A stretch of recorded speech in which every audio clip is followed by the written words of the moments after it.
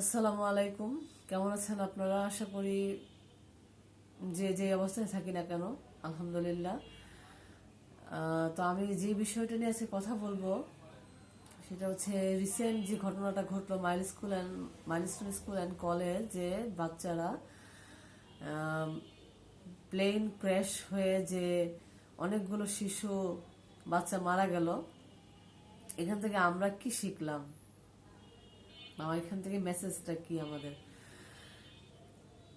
আমার কাছে মনে হয়েছে কয়েকদিনে যা আমরা দেখলাম, যে নিউজে যা আসছে, যে আমাদের আসলে কোনো শিক্ষা আমরা নিতে পারি নাই, কোনো মানবতা বোধই আমাদের নাই।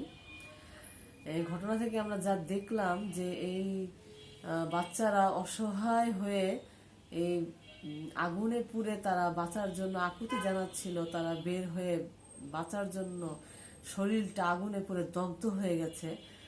এই অবস্থাতে মানুষ পাবলিকরা ভিডিও করছে, ভিডিও করে ইউটিউবে ছেড়ে দিচ্ছে, শর্টস বানাচ্ছে। তারপরে আবার দেখা গেছে যে আবার এআই ভিডিও বানিয়েছে। কি আশ্চর্য বিষয়, আমি তো অবাক। আবার শুনেছি যে নিউজে শুনেছি যে 2 লিটার পানি 600 টাকা দিয়ে বিক্রি করছে। আমি থান্ডার হয়ে গিয়েছি যে 2 লিটার পানি 600 টাকা চাচ্ছে। আর আমরা এই 600 টাকা দিয়ে পানি কিনছি, আমরা যে বিক্রি করছে তাকে আমরা ছাড় দিচ্ছি, সে আরো চান্স পেয়ে 2 লিটার পানি 1000 টাকা বিক্রি করবে কদিন পরে। তারপর রিক্সাওয়ালা সিএনজিওয়ালারা ডবল ভাড়া চাচ্ছে। এটা কেমন মানবতা? এত বড় একটা দুর্ঘটনা, এতগুলো মায়ের কোল খালি হলো। একটু রিয়েলাইজ করি আমরা যে যদি আজকে আমাদের বাচ্চারা এরকম আগুনে পড়ে মারা যেত, আমাদের সাথে যদি এরকম আচরণ করা হতো, যে 2 লিটার পানি 600 টাকা, রিক্সা ভাড়া বাড়িয়ে দিলাম, তারপরে আমরা ওখানে দাঁড়িয়ে বাচ্চাদেরকে হেল্প না করে আমরা উল্টারা ভিডিও করে করে ইউটিউবে ছেড়ে দিচ্ছি, এ কেমন মানবতা? আরে আমাদের কি আল্লাহর সামনে দাঁড়াতে হবে না? হাসরের ময়দানে কি বাচ্চারা আমাদের বিরুদ্ধে সাক্ষী দিবে না যে আমরা কি করেছি বাচ্চাদের জন্য?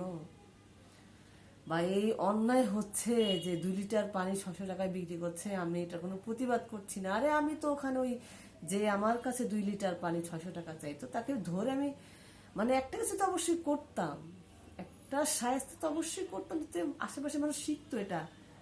আর যেন কেউ এই চান্স না পায় যে আমি এখন তো বিপদে পড়েছে, আমি এই তো সুযোগ প্রফিট করার। এই থিঙ্কিংটা আসে কোত্থেকে? আমরা আজও ভালো হতে পারি নাই। আল্লাহ আমাদেরকে বোঝার তৌফিক দিক, আল্লাহ আমাদের হেদায়েত দান করুক। আমি প্রচন্ড শকড এই ঘটনা দেখে যে আমাদের ভিতরে কি একটু আল্লাহর ভয় নাই? আমরা বিজনেস করি এত বড় একটা কষ্টের, এত বড় একটা দুঃখজনক ঘটনা থেকে আমরা ভালো হতে পারি না দেখে? আমরা তওবা করে মানুষ হতে পারি না, ভালো হতে পারি না আমরা? এই দুনিয়া কি আমাদের? কালকে মারা যেতে পারি, আজকেও মারা যেতে পারি, কোনো গ্যারান্টি নাই। ওই বাচ্চাগুলো যে স্কুলে গিয়েছে, তার বাবা মা কি জানতো যে বাচ্চাগুলো বাসায় ফেরত আসতে পারবে না? মা বাবা কি জানতো আগামী দিন বাচ্চাদের জন্য টিফিন বানানো লাগবে না, বাচ্চাদেরকে স্কুলে আনতে যাওয়া লাগবে না? এগুলো কি বাবা মা জানতো? সো কেয়ারফুল হই আমরা আজকে থেকে, সতর্ক হই। আল্লাহ আমাদেরকে বোঝার তৌফিক দান করুক।